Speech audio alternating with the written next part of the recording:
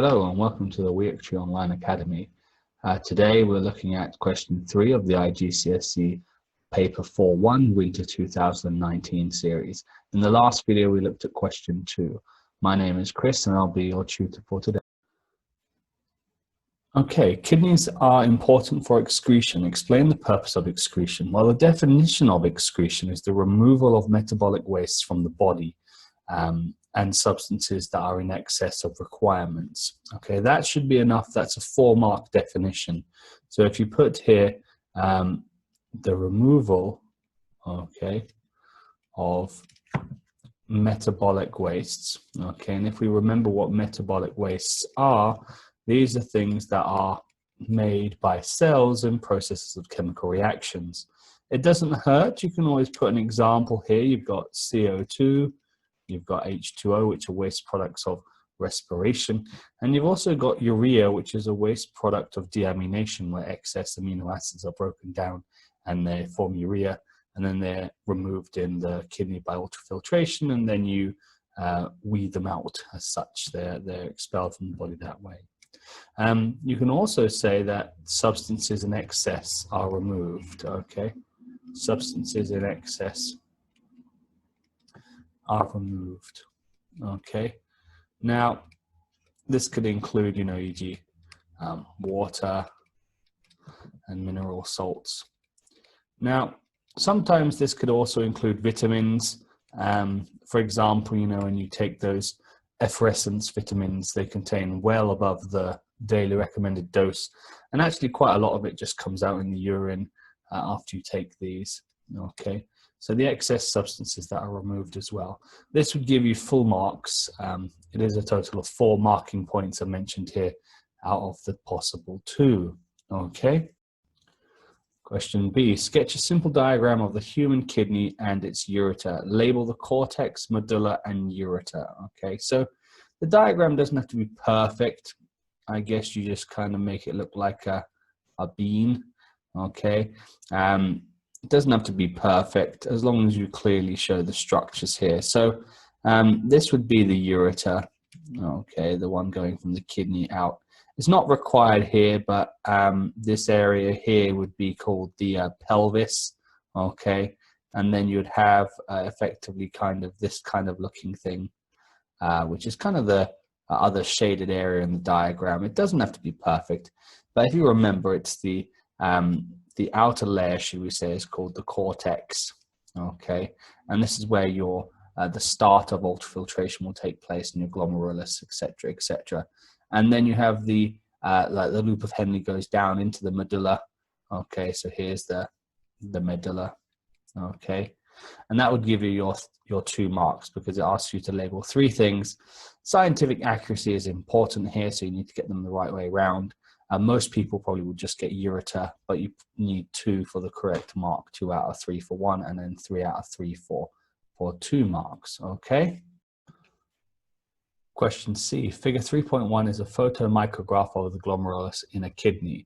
Describe the structure of the glomerulus. You may refer to figure 3.1 in your answer. All right. So if we remember the function of the glomerulus, which is a place where ultrafiltration takes place, but in this case, it's suggesting using the diagram. So you can use this as your descriptive language. So here you can clearly see it's effectively a tightly packed bundle of capillaries. Okay, now by mentioning this, you would actually get your 2 marks here for the description that it's tightly bundled together and that it contains capillaries. But to just add a few other possible marking points, you can add a description of the capillary structure. In this case, the capillary is 1 cell thick.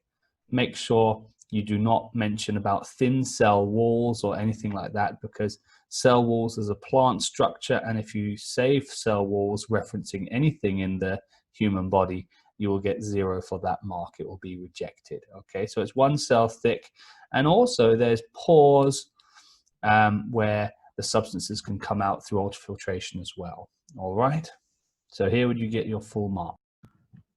Okay, question 2. I described the role of the glomerulus. Well, we mentioned this in the previous question. The main process that takes place here is ultrafiltration. Now that's worth 1 mark, mentioning that piece of key vocabulary. And what happens here is that, should we say, small and soluble substances, okay, such as, let's say, glucose, urea, okay, and there's other minerals and substances as well, are filtered out of the blood, okay, out of blood. All right. You could also mention here about any large substances like red blood cells or blood proteins that cannot fit out in this process. That would also be worth another mark.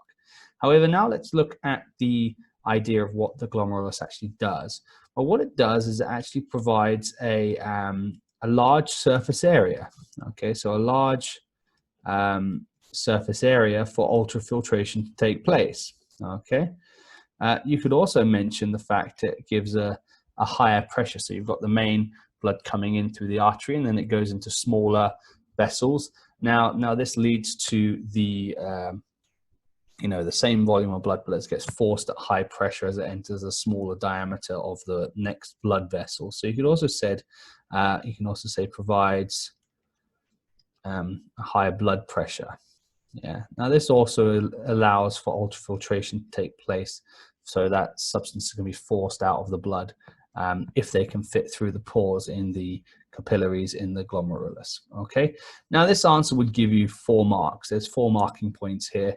If you gave the example of the large blood proteins as well, that would be a 5th marking point. But even if you just mentioned the first sentence, you would have still got 2 out of 2 in this question as well. 1 for the key word, an example of a substance that comes out. Okay. Okay, question D, part I. Table 3.1 shows salts are reabsorbed in the kidneys of both humans and mice. Describe how salts are reabsorbed against the concentration gradient. Well, this is actually a very easy question to get. It's 4 marks, and generally you can get this just by understanding the process. Now, because it says it's going against the concentration gradient, I don't really need to look at the table to understand this, but just for reference, you can clearly see that you can have the salt filtration rate and then the salt absorption. Okay, so you actively see here there's a very small difference here. It's filtered out, but then most of it's reabsorbed again. Okay, if none of it was absorbed, it would be 0, but that would be bad. So that isn't going to happen. So it's against the concentration gradient, and the only process we know that goes against the concentration gradient is active transport. Okay, so all you have to do is state the process, active transport. Okay, now that would have given you 1 mark, and then you just give the definition of active transport, which is the movement of substances from a region of low concentration to high concentration against the concentration gradient. Now this process requires energy from aerobic respiration to go against the gradient, and it uses what's called carrier proteins to, should we say, reabsorb it as well. So they don't just go through the membrane, they involve these carrier proteins. So you get 1 mark for saying active transport. Let's put this into writing. So you could say the movement of substances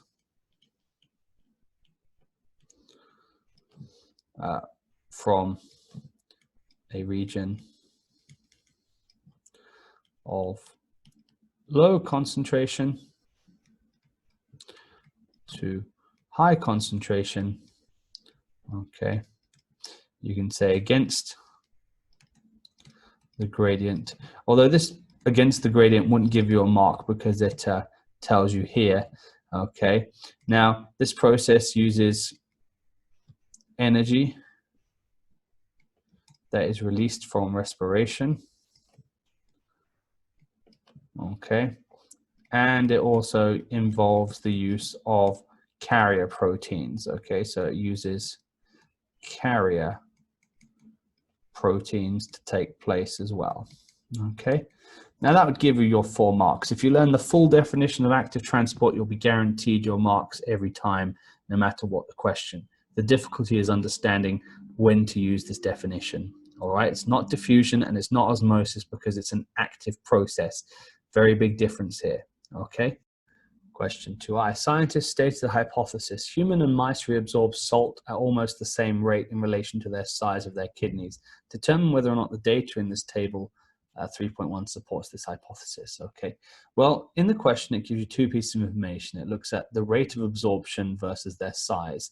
Now, the only piece of information from the table that gives you a relative idea of their size talks about their mass. Okay, so we can use the mass of their kidney and also the rate of absorption for comparison. All right, so we have example here. We have the rate of absorption, and we can divide that by the mass to have a comparison. So in the human, for example, their rate of absorption was 575 grams per day, and the mass was 320. All right. Now, in the case of the mouse, the rate of absorption is 0.551, and the relative mass of the kidney was 0.310. Now, if you look here, the same answer roughly comes out around about 1.8, and again 1.8 here after you round it up. So you could state here that yes, the hypothesis is correct, and you could answer this at the fact that they have similar values. Okay, they have similar values of rate of absorption versus their size. Okay. Question 3i. The table 3.1 also shows that water is reabsorbed in the kidneys of both humans and mice. State the name of the process that mammals use to reabsorb water. Well, this is an easy question because we only know three processes: diffusion, osmosis, and active transport. And only one of them involves the movement of water as a liquid. And this process is osmosis. Okay, so that's an easy one mark. Here it says water and salt are reabsorbed in the kidneys. State the name of one other molecule that is absorbed or reabsorbed in the kidney tubules. Now, you can't use salt, so any example of sodium, potassium, etc., you can't say that because it's already been given in this question. So another substance that would be absorbed is glucose. Glucose is going to be actively reabsorbed in order by active transport as a useful substance. Okay, we do not want to be losing glucose in our urine, so it has to be reabsorbed. All right, excellent. Thank you for watching our video today. Please register for a free demo on the website, and I look forward to seeing you in our next video.